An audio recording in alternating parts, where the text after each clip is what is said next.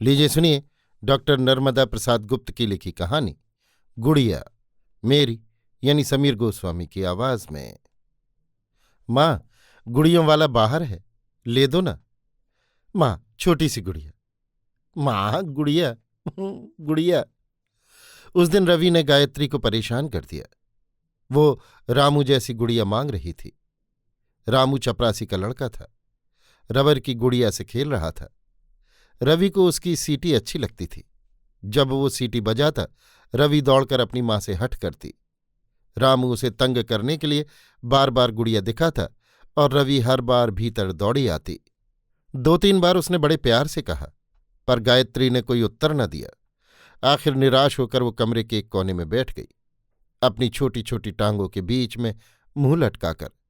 गायत्री अपना काम खत्म कर उस कमरे में गई। रवि को चार आने दिए।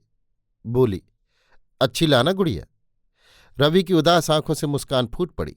वो तुरंत बाहर गई और गुड़िया लेकर किलकने लगी। माँ को अपनी गुड़िया दिखाकर पूछने लगी, माँ, गुड़िया अच्छी है ना? गायत्री ने गुड़िया लेकर कहा, बहुत अच्छी। रवि उसको गौर से देखने लगी। उंगली से छूकर पूछा, माँ क्या है? साड़ी। गुड़िया साड़ी क्यों पहने है माँ? फिराक क्यों नहीं पहनती? मुझे भी साड़ी ले दो ना। तुम बड़ी हो जाओगी तब। रमा तो बड़ी हो गई है, वो फिराक क्यों पहनती है? उसे भी साड़ी ले दो ना। रमा की माँ से कहूंगी, बड़े होने पर फिराक अच्छी नहीं लगती। माँ, मैं जाकर रमा से कहती हूं कि माँ कहती है बड़ों को फिराक अच्छी नहीं लगती। रवि दौड़कर बाहर गई। गायत्री उसे रोकने के लिए कुछ दूर तक बढ़ी, पर वो एकदम गायब हो गई। उसे अपनी नई गुड़िया दिखानी थी और साड़ी भी। गायत्री लौटकर स्प्रिंगदार कुर्सी पर बैठ गई। कुर्सियां, मेजें, अलमारियां, दरी, कालीन, गाड़ी, स्कूटर, सब कुछ है। फिर क्या कमी है? चाय, भोजन, बुनना, काढ़ना सब कुछ करती हूं। फिर वे क्यों नाराज रहते हैं? क्या इसीलिए कि सवेरे पूजा करती हूं, संध्या को दीप रखती हूं, त्योहारों में सास की बताई लीक पर चलती हूं, उनके मित्रों का हंसकर स्वागत करती हूं, पर सबके साथ चाय नहीं पीती, उनकी गाड़ियों में नहीं घूमती, क्लबों और पार्टियों में बड़ी रात्रि तक चलने वाले जलसों में शरीक नहीं होती, नेता और मिनिस्टरों से मेल नहीं रखती? ये सब पुराने विचार हैं, तो फिर नया क्या है? मिसेस वर्मा इसीलिए प्रगतिशील हैं। मिस्टर वर्मा जूनियर होते हुए भी संचालक बन गए और मैं हूं कि जहां के तहां रह गया। क्या फिर मिसेस वर्मा का रास्ता सही है? उसे ही अपनाना पड़ेगा। कुछ समझ में नहीं आता। बाहर गाड़ी के रुकने की आवाज आई। सुमन कुमार तुरंत अंदर आए। उनके पीछे दयाराम, उनके घर का नौकर, बहुत ही समझदार और चतुर। फौरन जूते खोलने लगा। बगल के कमरे के बेसिन में नई तौलिया रख गया। गायत्री खड़ी होकर मुस्कुराने लगी। सुमन ने उस तरफ देखा भी नहीं। जोर से चिल्लाए, दया, खाना यहीं लाओ। दयाराम ने एक क्षण गायत्री की तरफ नजर डाली और दबे पांव चला गया। चीनी के बर्तनों में भोजन रख गया। वे चुपचाप खाने लगे। गायत्री उनके निकट खड़ी थी। किसी चीज की कमी होने पर वो देने को झुकती कि सुमन स्वयं परोस लेते। गायत्री फिर अपनी जगह पर। दोनों चुपचाप। कमरा भी इतना शांत जैसे उसमें कोई न हो। रवि दोनों को चुप देखकर कुछ हिचकी, पर मानती कैसे? नई गुड़िया जो मिली थी। हंसती हुई सुमन से बोली, बाबूजी, कितनी सुंदर गुड़िया है। मैं इसका विवाह करूंगी, बारात आएगी, सबको बुलाऊंगी। बाबूजी, हमारी तरफ से तुम दावत दोगे ना? रमा कहती थी कि दावत देना पड़ेगी। गुड़िया को नए कपड़े भी चाहिए, गहने भी चाहिए, माँ की तरह मेहंदी भी। देखो ना, तुमने अभी नहीं देखी? सुमन ने गुड़िया को देखा। वे गायत्री की वजह से छोटी से छोटी चीज गौर से देखा करते थे। गुड़िया प्राचीन नारी की वेशभूषा में लज्जा और संकोच की आड़ लिए खड़ी थी। क्रोधित होकर बोले, कंजरवेटिव, जैसी तेरी माँ ठीक उसी तरह। उन्होंने सारी शक्ति लगाकर गुड़िया को बाहर फेंक दिया। रवि उसे ढूंढने के लिए बाहर चली गई, अपने आप कुछ कहती हुई, शायद मन ही मन में विरोध प्रकट कर रही थी। गायत्री को ऐसा लगा जैसे उसे दूर कर दिया गया हो। एक क्षण के लिए उसके सामने एक लंबी रेखा खिंच गई, जिसके एक किनारे पर सुमन खड़े थे और दूसरे किनारे पर वो, जिसके उस पार तितली सी रंगीन नई नारी थी और इस पार सीधी सादी शांत गुड़िया। दोनों की तुलना करती हुई वो खड़ी रही, जैसे कुछ हुआ ही न हो। उसके चेहरे पर असंतोष की एक शिकन तक न थी। रवि गुड़िया लाकर फिर खड़ी हो गई। बाबूजी, बिल्कुल माँ की तरह मुझे भी साड़ी ला दो ना, गुड़िया की तरह मैं भी पहनूंगी। सुमन की क्रोधाग्नि में घी पड़ गया। रवि को पकड़कर चिल्लाए, रवि कहो, डैडी डैडी डैडी। रवि घबरा गई। उसे याद आ गया कि बाबूजी ने डैडी सिखाने के लिए एक बार पीटा तक था। वो दुबक कर खड़ी हो गई, माँ की ओर आंखों के कोने से देखा। गायत्री अब भी गंभीर थी।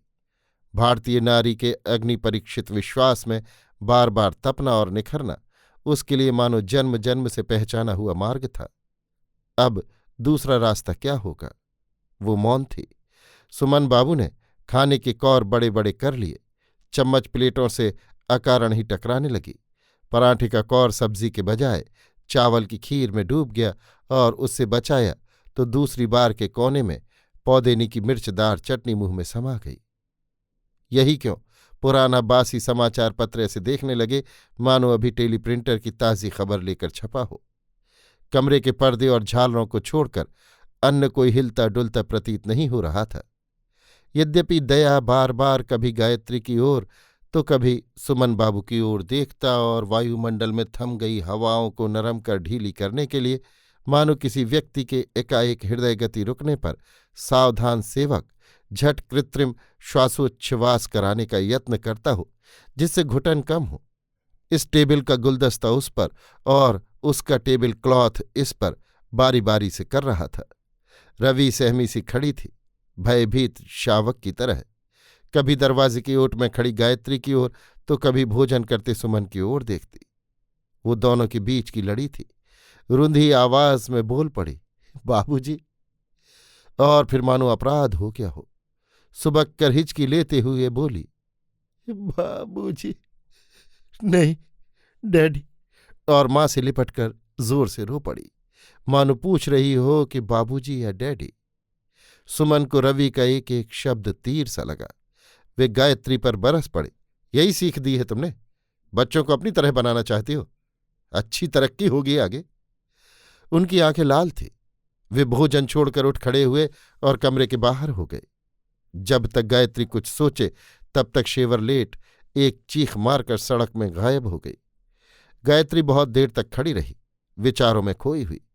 रवि कभी माँ की तरफ और कभी सड़क की तरफ अपनी आंखें घुमा लेती। वो धीरे धीरे गुड़िया को अपनी फिराक में छिपा रही थी। उसी की गुड़िया का दोष है, नहीं तो बाबूजी क्यों नाराज होते, क्यों डांटते? रमा के पास चली जाए तो अच्छा, उसी को अपनी गुड़िया दे देगी।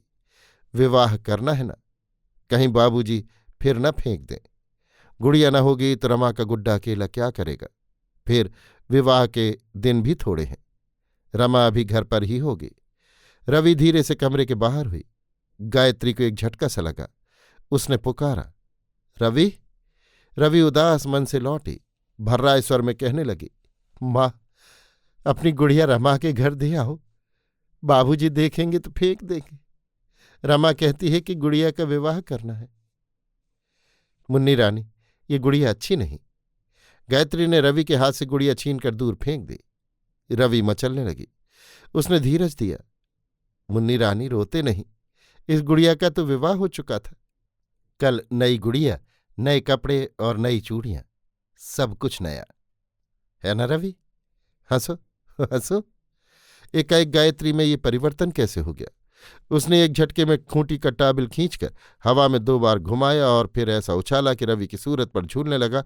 और फिर टॉवल के दोनों छोर पकड़कर गायत्री ने कहा, छोटी सी गुड़िया रानी। रवि को ये खेल खूब भाया। उसने वही टॉबिल छीनकर गायत्री के सिर पर रख दिया और माँ के दोनों गालों को अपने नन्हे हाथों से दबा दिया। गायत्री ने उसे चूम लिया और फिर वो काम में ऐसे लग गई मानो किसी विजय का मोर्चा बनाने में व्यस्त हो। संध्या को सुमन कुमार जैसे ही घर आए, गायत्री उनको लेने गाड़ी तक गई। वे आश्चर्य की मुद्रा में बोले, अच्छा, मालूम होता है अब तुम में अक्ल का अंकुर फूटा है। गायत्री मुस्कुराती हुई बोली, रवि, बाबूजी को उतारो ना। रवि कार का चक्कर लगाकर खिड़की के पास पहुंच गई। गायत्री ने खिड़की खोलकर कहा, ऐसे। सुमन उतरकर ड्राइंग रूम में गए। गायत्री ने खिड़की बंद कर उनका पीछा किया। उनका कोट उतारा और मेज की फाइलें अलमारी में सजा दी। सुमन ने दोबारा प्रशंसा की। ब्रड़ो। गायत्री ने कोई उत्तर न दिया, सामने की कुर्सी पर बैठ गई। रवि को केवल एक चिंता थी कि नई गुड़िया मिल जाए और उसका विवाह हो जाए। सुमन से कैसे कहे, एक बार डांट पड़ चुकी थी। माँ से आग्रह के स्वर में बोली, माँ, गुड़िया और गुड्डा ले दो ना, दोनों का विवाह करूंगी, अच्छी अच्छी साड़ियां और खिलौने भी। सुमन ने अवसर पा लिया था। रवि से बोले, बेबी, तुम माँ की नकल मत करो, ये ठहरी घर की गुड़िया जो बाहर की रोशनी को नहीं जानती। मैं कल डायरेक्टर साहब के यहाँ गया, मालूम है सब बच्चों ने बारी बारी गुड मॉर्निंग किया। तुम्हारी माँ तुमको कुछ नहीं सिखाना चाहती, न बैठने का तरीका, न उठने का, बात करने का दूर रहा। गायत्री आज तैयार थी। उसे स्मरण हो आया कि कॉलेज में वो भी बहस में हिस्सा लेती थी और अपने विचारों को दृढ़ता के साथ उपस्थित कर सकती थी। पति पत्नी में ये नया मोड़ था।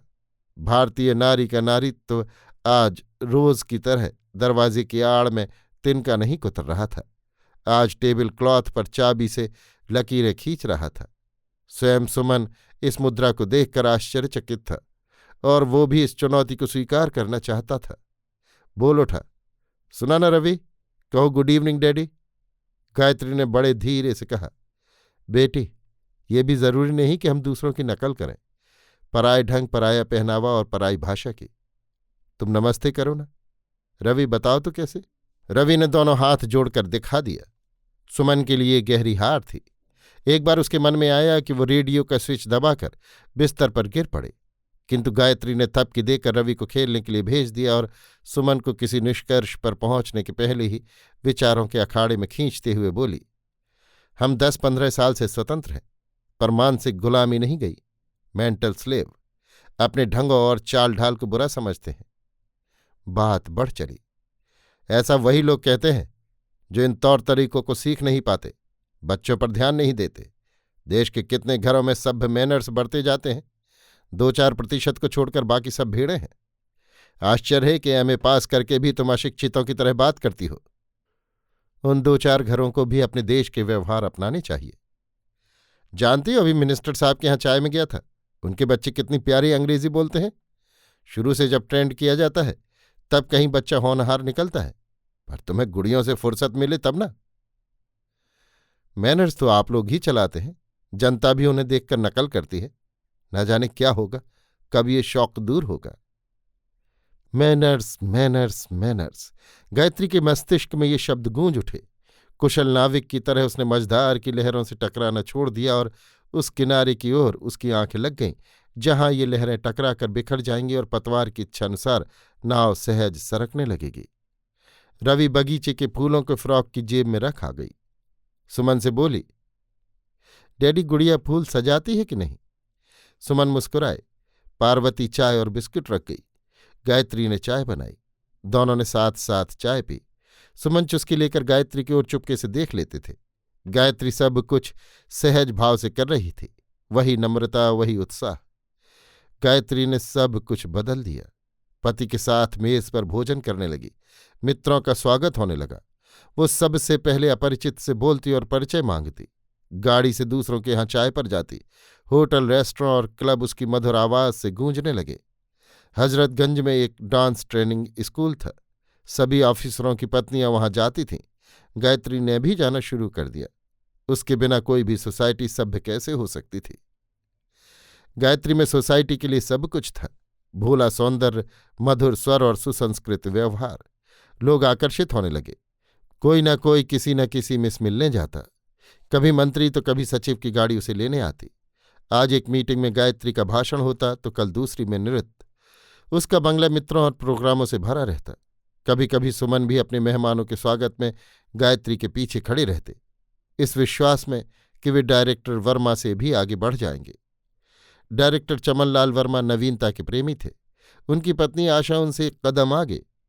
सही बात तो ये थी कि आशा ने बड़ी मुश्किल से उन्हें इस योग्य बना पाया था। दोनों सबसे मिला जुला करते, रोज निमंत्रण आते।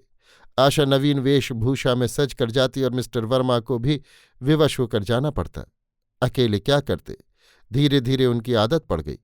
फायदा ये हुआ कि वे जूनियर होते हुए भी डायरेक्टर बन गए। पर उससे उन्हें हर्ष भी हुआ और दुख भी। दुख इसलिए कि वे दफ्तर से आते और आशा को बंगले में न पाते। उनका मन गहरी वेदना से भर जाता। उन्हीं दिनों गायत्री की चर्चा उनके कानों में पहुंची। वे सुमन कुमार से मिलने गए। बंगले में गायत्री ने उनका सत्कार किया, इतना सत्कार कि वे रोज आने लगे। दोनों घंटों बैठते, बात करते, गाड़ी में रेस्टोरेंट और क्लब जाते। मिस्टर वर्मा के दफ्तर से गायब रहने के कारण सुमन कुमार की धाक जम गई। वे मिनिस्टर तक पहुंच रखने लगे। सभी जगह उनकी प्रशंसा, सभी के यहां उनकी पूछ। सुमन को स्वयं ताज्जुब होता कि ये सब कैसे हो गया। क्या उसका काम थोड़े दिनों में इतना अच्छा हो गया? क्या उसकी प्रतिभा एकदम निखर गई? उसे उस समय और भी ताज्जुब हुआ जब वो एडिशनल डायरेक्टर के पद पर बैठा दिया गया। कुछ भी हो, उन्नति तो हुई। वो हर्ष से भर गया। नई नियुक्ति का समाचार देने बंगले लौटा। पूरा घर छान मारा, गायत्री कहीं न मिली। उसे धक्का सा लगा। रवि से पूछा, तुम्हारी मम्मी किधर हैं बेबी? नया गुड्डा और नई गुड़िया खरीदने गई हैं डैडी, मिस्टर वर्मा के साथ। कितनी देर हुई? बहुत बहुत। सुमन का अंतर आकुल हो उठा। मिस्टर वर्मा कब से आने लगे? इतनी घनिष्ठता। पर हो क्या सकता है, सिर्फ प्रतीक्षा की जाए। रवि ने उन्हें मानो नींद में से जगाते हुए पूछा, डैडी? कुछ तो नहीं बेबी, मिस्टर वर्मा रोज आते हैं? हाँ डैडी, मेरे लिए चॉकलेट लाते हैं और मम्मी के लिए कपड़ा। कैसा कपड़ा? हाँ डैडी। रवि अलमारी तक जाकर एक बंडल उठा लाई। कीमती कपड़ों का ढेर उसके सामने था। रवि ने हंसकर कहा, टेरालीन की फ्राक। सुमन चुपचाप खड़ा था। रवि, टेरालीन की साड़ी ब्लाउज। सुमन तब भी चुप। डैडी, हाथ से छू के तो देखो कितने अच्छे हैं। डैडी, इससे तुम बड़े अच्छे दिखते हो। हरे हरे देखो डैडी। रवि ने साड़ी के एक छोर से सुमन का मुख ढक दिया। सुमन ने उसे नहीं हटाया। झीने कपड़े से ढकी हुई नई युवती की कल्पना में खो गया। उसकी आंखें एक अजीब चमक से कौंध गईं, जैसे घने कुहासे को फाड़कर दो दीपक टिमटिमा रहे हों। उन्होंने रवि को कुर्सी पर बैठाते हुए कहा, बैठो रवि, एक कहानी सुनाता हूं। रवि ने प्यार से कहा, मैं भी सुनाऊंगी। अच्छा, कल मम्मी ने सुनाई थी। कौन सी? पुरानी गुड़िया की। अच्छा सुनाओ। रवि ने कुछ कहना चाहा कि गाड़ी का हॉर्न बजा। रवि चिल्लाई, डैडी, मम्मी आ गई, मम्मी सुनाएंगी कहानी। डैडी तुम भी सुनना। सुमन ने खिड़की से झांक कर देखा। मिस्टर वर्मा की गाड़ी थी। वे नीचे नहीं गए। उन्हें केवल पदचाप सुनाई दी। एक क्षण बाद कुछ शब्द। मिस्टर वर्मा कह रहे थे, रात को 8 बजे। गायत्री का उत्तर था, अच्छा। शेवरलेट रेंगती हुई चली गई। सुमन ने गायत्री के कमरे में जाकर कहा, गायत्री, कभी कभी मेरा भी इंतजार किया करो, अकेले अच्छा नहीं लगता। उनके स्वर में विवशता थी, जैसे कुछ मांग रहे हों। गायत्री सब कुछ समझकर भी कुछ न बोली। वो वहां न रुककर भीतर चली गई। रात के 8 बजे थे। मिस्टर वर्मा आए। सुमन ने गायत्री को अंदर भेजकर स्वयं सत्कार किया। दरवाजे पर जाकर बोले, आइए वर्मा जी। मिस्टर वर्मा ने उन्हें बधाई दी। मिस्टर सुमन, नए पद के लिए बधाई। सुमन उत्तर में एक फीकी हंसी हंसकर चुप रह गए। मिस्टर वर्मा ने पूछा, गायत्री जी नहीं दिखाई पड़ती? आज हम लोग डिबेटिंग क्लब में जाने वाले थे, तुम भी चलो और आनंद आएगा। सुमन ने टाल दिया। वे अपनी एक संबंधी से मिलने गई हैं, मैं उनकी प्रतीक्षा कर रहा हूं। जैसे ही आएंगे हम दोनों हाजिर होंगे। अच्छा, मैं चलता हूं। चाहे तो पीते जाइए। इच्छा नहीं है, फिर कभी। मिस्टर वर्मा तुरंत चले गए। गायत्री कमरे के बगल में खड़ी खड़ी सब सुन रही थी। आकर बोली, क्लब आप चले जाइए, मैं अब नहीं जाऊंगी। गायत्री ने एक निमंत्रण कार्ड उनकी ओर बढ़ाया। उन्हीं के नाम था। निमंत्रण करती थी गायत्री शर्मा। विषय था हमारी संस्कृति। सुमन ने पढ़कर कहा, चलो मिस्टर वर्मा को कह दिया है, फिर संस्कृति का मसला ठहरा। सुमन अपराधी की तरह अवाक देखने लगा। मिस्टर वर्मा को झूठ बोलकर वापस लौटा दिया। गायत्री को ये बात अच्छी नहीं लगी। ये मानकर सुमन का आग्रह क्लब जाने का और साथ में गायत्री को भी ले जाने का बढ़ गया, और इधर गायत्री क्लब जाने से इनकार करने पर डटी थी। तिल भर न हटी। ना, नहीं, एकदम नहीं, और साथ में सारे शरीर से टपकता क्लब के प्रति घोर अरुचि का भाव। चलो चलो, तुम ही निमंत्रण पत्र पर हस्ताक्षर करने वाली हो, आखिर लोग क्या कहेंगे? बड़ी आशिक मिजाजी के साथ आज सुमन बोल रहा था। क्योंकि भीतर ही भीतर एक ऐसा अंतर्द्वंद्व था जो उसको निचोड़कर छूछे गन्ने की तरह निस्सार किए डाल रहा था। उसका पुरुषत्व उस पर दनादन गोलियां दाग रहा था। छी, गायत्री का मिस्टर वर्मा के प्रति इतना लगाव! क्या गायत्री का नारीत्व बिखर गया? अब क्या जो चाहे उसे बटोरे? पर नहीं, उस धाएं धाएं का धुआं संपूर्ण शरीर की रग रग में फैलकर भी जबान को छूने में असमर्थ था। इसी जबान से उसने गायत्री से मैनर्स सीखने को कहा था। उसने निचोड़े गन्ने की तरह मान लिया था कि उसे ये घुटन और ये दीनता अब जिंदगी भर तक अपनी इज्जत बचाए रखने के लिए मान लेना होगी। तब वो रुंधी आवाज में बोल उठा, गायत्री, मैं क्षमा मांगता हूं। दोबारा फिर कभी मिस्टर वर्मा को तुमसे मिलने से नहीं रोकूंगा। पर सोचो, लोग क्या कहेंगे? तुम नहीं जाओगी तो क्या कहेंगे? तरह तरह की बातें करेंगे। कहेंगे मेरी तुमसे नहीं बनती, और फिर इज्जत की चर्चा होगी। हारे हुए सैन्य की झुकी हुई पताकाओं के उड़ते रंग और चीखती फटफटाहट की तरह सुमन कुमार अपनी सामाजिक इज्जत की भीख मांग रहे थे। गायत्री सेहर उठी। अन्नपूर्णा के अंचल से उसका देवता ही भीख मांग रहा था। काया पिघल पड़ी और सिसकती गायत्री सुमन कुमार के चरणों में लिपट गई, मानो अपनी जीत की पाई पाई बटोरने का क्षण आया हो। सुमन कुमार अबूझे से पड़ गए और उस अपार महिमामयी नारीत्व को परखने के लिए ललचाए हाथों से, जो झुके तो तिनके जैसे उखड़ गए, बह चले। ममता, वात्सल्य, प्रेम, अनुराग, तृप्ति की अनेक तरंगों में वो महिमामयी डुबाती रही, और जब उसने प्रवाह कम किया तो अपने ही हाथों से उसके आंसू पहुंचकर चिंतन के किनारे पर आ बैठे। तो क्या सचमुच ये सब गायत्री ने मुझे पाने के लिए ही किया था? तभी गायत्री ने हाथ पकड़कर नन्हे शिशु की तरह सुमन कुमार को खींचते हुए कहा, आओ भी, कितने दिनों से तुलसी को दीपदान नहीं किया। आंगन में तुलसी के नन्हे पौधे के सामने 2 बाती का एक दिया स्निग्ध पवित्र ज्योति फैलाता मुस्कुरा उठा, और आनंदित रेख में सुमन कुमार ने गायत्री को अपने अंक में भर लिया। दूर से रवि चिल्लाई और दौड़कर आ गई। अरे ये क्या, अभी गुड़िया सोई नहीं? सुमन ने रवि को प्यार से गोद में उठा लिया और प्यार से थपथपाते हुए कहा, रवि, तुम मुझे बाबूजी ही कहा करो। बहुत हुआ, डैडी और मम्मी से हम भरमाए। सुमन कुमार मन ही मन बुदबुदाए जा रहे थे। मेरी अच्छी गुड़िया, प्यारी गुड़िया। कौन सी वाली, नई या पुरानी? रवि ने बाल सुलभ सरलता से पूछ लिया, और सुमन तथा गायत्री उसकी इस सरलता पर प्रसन्न हो उठे। अभी आप सुन रहे थे डॉक्टर नर्मदा प्रसाद गुप्त की लिखी कहानी गुड़िया, मेरी यानी समीर गोस्वामी की आवाज में।